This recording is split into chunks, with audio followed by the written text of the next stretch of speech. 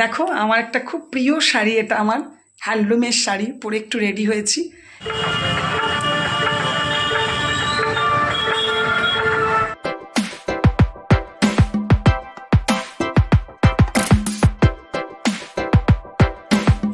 Good morning and welcome back to my channel Shubhamita lifestyle.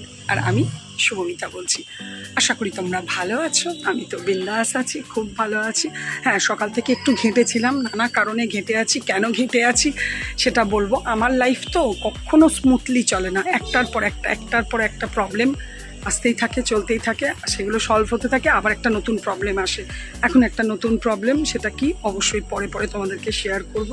আজকে Sunday, যাবো একটু বাজারে, মানে মাসির কাছে, শুধু একটু মাছ আনবো, সবজি কিছু আনবো না, কালকে নিয়ে এসেছিলাম। আজকে একটু জাস্ট দেখি কি মাছ আছে, একটু মাছ নিয়ে আসি, মাছ করবো। কেন আবার সোম মঙ্গল দুদিন পর আছে, আবার মাছ খাওয়ার নেই। হ্যাঁ, তোমরা যেখান থেকে আমার ভিডিও দেখছো প্রত্যেককে জানাই অশেষ ধন্যবাদ। কাছাকাছি করলাম, হ্যাঁ আমার হেল্পিং হ্যান্ড কাজ করে গেল, তারপরে কাছাকাছি করলাম। কাছাকাছি বলতে এগুলো নয়, এগুলো কালকে রোদে দেওয়া আছে। সকাল থেকে আজকে ওয়েদারটা বেশ সুন্দর, রোদ উঠেছে, রোদে দেওয়া আছে।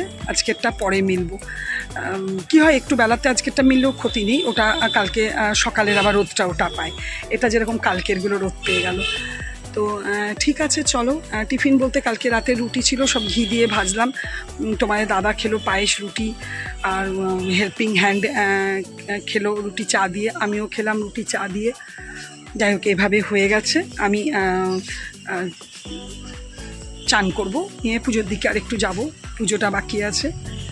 ঠিক আছে, চলো ভিডিওটা দেখতে থাকো। যা করব অবশ্যই তোমাদেরকে শেয়ার করব। ঠিক, এই দেখো আমার গোপাল সোনা।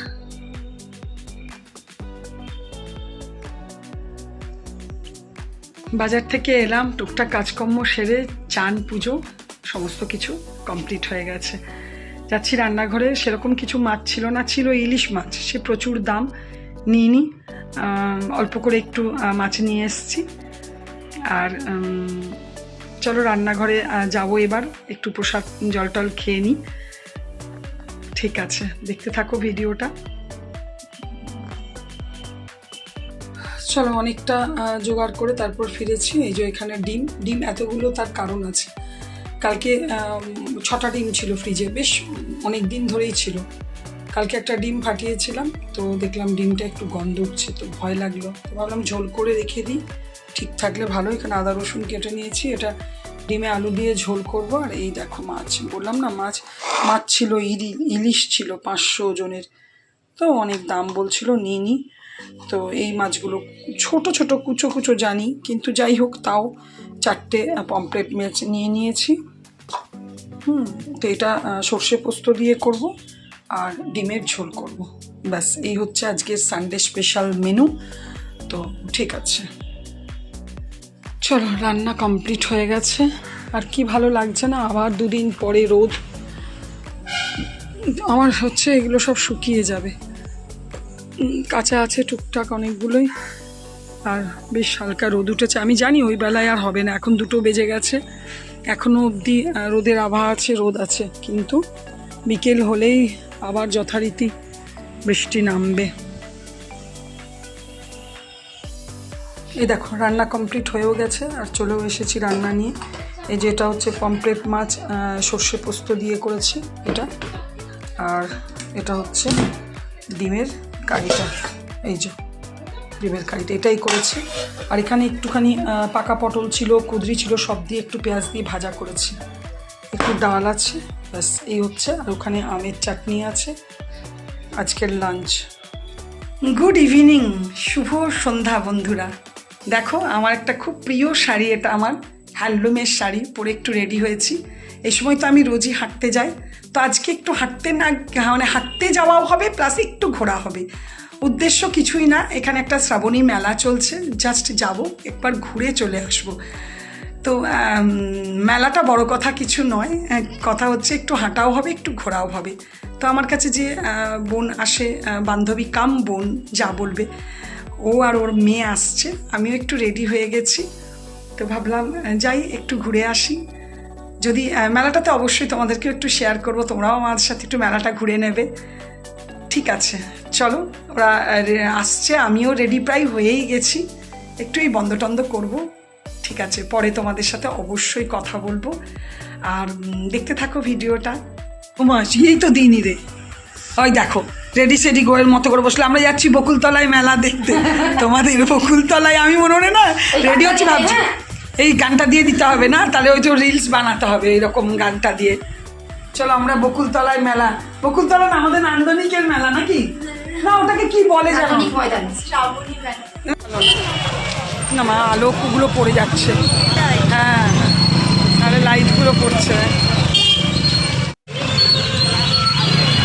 হ্যাঁ আজকে অনেকদিন পর ওয়েদারটা খুব ভালো, আজকে অনেকদিন পর বৃষ্টিটা হয়নি। এই কালী মন্দিরটা খুব সুন্দর বানালো আস্তে আস্তে। শ্রাবণী মেলা, বুঝতেই পারছো আমার বাড়ি থেকে খুব দূরে নয়, কাছেই যুব কল্যাণ বলে একটা ময়দান আছে, ওই মাঠটার মধ্যে মেলা এসেছে, শ্রাবণী মেলা। তো চিরাচরিত আর 5টা মেলায় যা যা থাকে সেই সেম জিনিস, খালি আজকে বৃষ্টি হয়নি বলে প্রচণ্ড ভিড়। আর ঘুরতে আসা মানে জাস্ট মানে একটু দেখা। এই যে এই জিনিসগুলো দেখলে আমার ছেলে ভাইপো যখন ছোট ছিল, আমাদের চিত্তায়নে খুব ভালো মেলা হয়, সেই মেলাতে এগুলো আসতো আর ওরা চাপতো। এই কথাগুলো খুব ছোটোবেলাকার ওদের কথাগুলো মনে পড়ে। আর এই জিনিসটা দেখো আমার খুব ভালো লাগলো, জলটাকে পুরো কত সুন্দর করে স্টোর করেছে চিন্তা করো, বাইরে কোনো দিকে কিন্তু লিকেজ হচ্ছে না। জলটাকে স্টোর করে অনেক রকমের মেলাতেই দেখেছি, কিন্তু এই জিনিসটা আমার খুব ভালো লাগলো। আর এটা তো দেখে একটু ভয়ই লাগে, বাবা রে কীভাবে দুলছে দেখো একবার।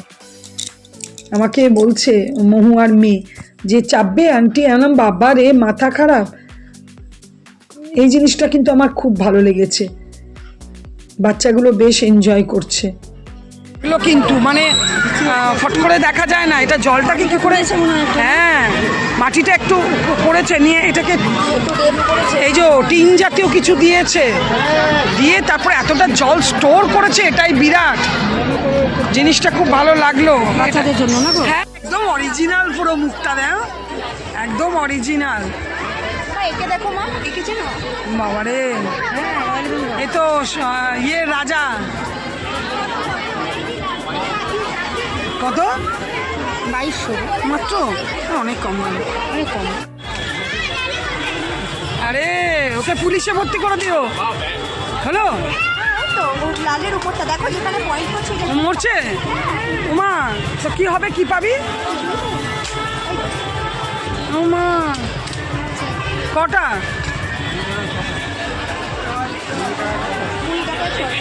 ও বাহ, বাবা এই যে বিখ্যাত, এটা ছাড়া তো মেলা হয় না। মথুরা কেক খাবে, মথুরা কেক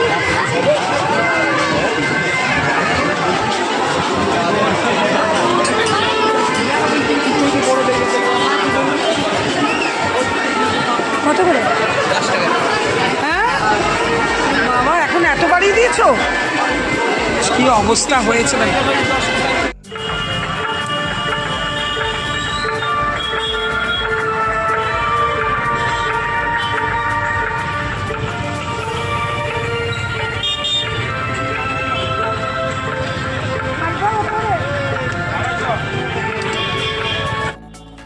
মেলা থেকে বেরোনোর পরে মেলাতে আমি কিছু কিনিনি, যা মহুয়াই কিনেছে কী সব।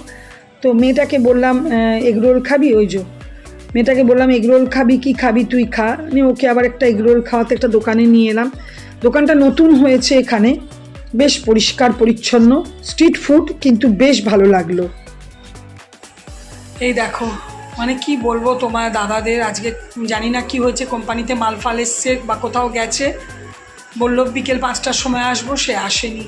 এই দেখো খাবার যথারীতি সব রাখা, আমার না একদম ভালো লাগে না জানো, বেরোই ঠিকই সবই করি, কিন্তু মনটা পড়ে থাকে যে কেন বাড়ি এলো না, খেলো না। এই দেখো আসেনি, এবার দেখো 9টা বাজলো, কখন আসবে দেখি। ফোন করলাম, বললো ঠিক টাইমে আমি চলে আসবো। এই যে রাতের ওই সেই একই সেম খাবার নিয়ে চলে এলাম। তোমাদের দাদা এসে গেছে, চান করতে গেছে। বৃষ্টি হয়নি, প্রচণ্ড গরম। ঠিক আছে, চলো, সমস্ত কিছু হয়ে গেল, খাওয়া দাওয়া। আমি তার নিজের জন্য কিছু করি না। যেদিন তোমাদের দাদা আসে না সেদিন আমি আর রাতে কিচ্ছু করি না। তোমার দাদার তো সবই বেঁচে যায়, ওর থেকে ঠিক আমার একটুখানি আমি খেয়ে নিই। আর তারপরে মেলার দিকেও গেছিলাম, ভেবেও ছিলাম যে আজ যখন আসেনি তোমার দাদা, তখন সবই তো করা আছে, তাহলে একটু মেলা ঘুরে আসি। আমি ফোন করে ওদেরকে বললাম যে যাবে তো, চলো। আসলে একটু হাঁটা হবে আর একটু এন্টারটেনমেন্ট, যা সত্যি খুব ভালো লাগলো। এদিক দিয়ে গিয়ে ওদিক দিয়ে বেরিয়ে গেলাম। মেলাও ছোট্ট মতো এইটুকু মেলা। আমাদের চিত্রায়নে মেলা হতো, সেই কোন দিকে ঢুকবে কোন দিকে বেরো, বিশাল মেলা হয় কালী পুজোর সময়। কিন্তু এটা ছোট্ট মতো মেলা, ঠিক আছে, ভালো লাগলো। লোকে লোকে লোকারণ্য কেন, আজকে সন্ধ্যা থেকে বৃষ্টি কেন, সারাদিন আজকে বৃষ্টি হয়নি বলে। নাহলে বৃষ্টি হলে জানো মেলার জায়গা মানেই মাঠ, মাঠ মানেই কাদা। ভালো লাগলো। ঘুরে টুরে বাড়িতে এলাম। বাড়িতে এসে সমস্ত খাবার টাবার গরমকাল তোমার দাদা চলে এসেছিল। তারপরে একটু মোবাইলটা নিয়ে বসলাম। তো আমি আরও অন্য প্ল্যাটফর্মেও কাজ করি। তো সেখানে কি মেসেজ ঢুকলো, যাই হোক, সেখানে আমার গ্রামের শ্বশুরবাড়ির গ্রামের এক দেওর, আমার নিজের দেওর না, মানে আমাদেরই নিজেদেরই মধ্যে পাশের বাড়ি এক দেওর, ভাইয়ের মতো।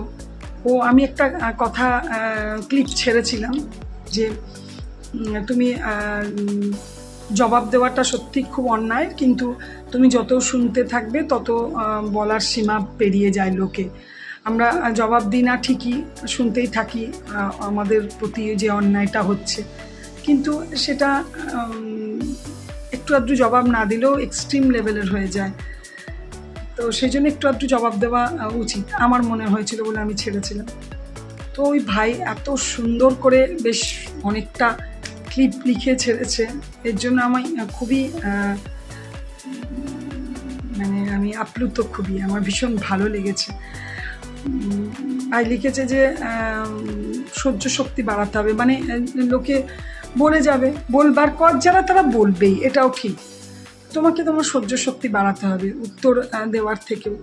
কিন্তু ওই যে আমার একটা কথা, সহ্য শক্তি বাড়িয়ে বাড়িয়ে তো একটা সময় আমাদের এমন হয়ে গেছে যে লোকে মাথার উপর দিয়ে চলছে। যাই হোক, ভালো লাগলো।